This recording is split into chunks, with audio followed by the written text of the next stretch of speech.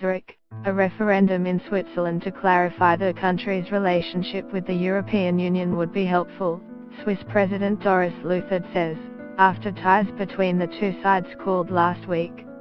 Switzerland's frictions with the EU, of which it is not a member, arise as Britain negotiates its exit from the 28-country bloc.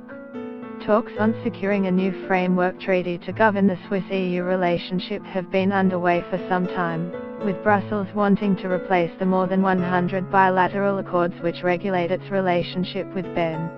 But relations soured this week when the EU granted Swiss stock exchanges only limited access to the bloc, prompting Swiss threats of retaliation for what it called discrimination. The bilateral path is important, Leuthard told Swiss newspapers Syntax-Blick. We therefore have to clarify our relationship with Europe. We have to know in which direction to go. Therefore a fundamental referendum would be helpful. Talks on an all-encompassing agreement made headway last month after Switzerland agreed to increase its contribution to the EU's budget. Get the latest news and updates emailed straight to your inbox. By submitting your email you are agreeing to Fairfax Media's terms and conditions and privacy policy.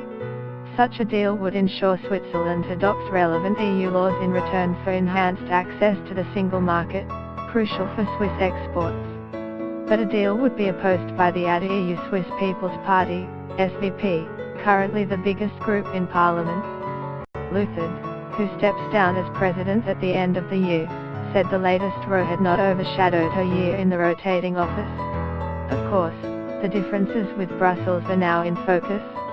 Here our attitude is clear: for the EU to link such a technical thing like stock exchange equivalency with a political question like the framework treaty, that is not possible.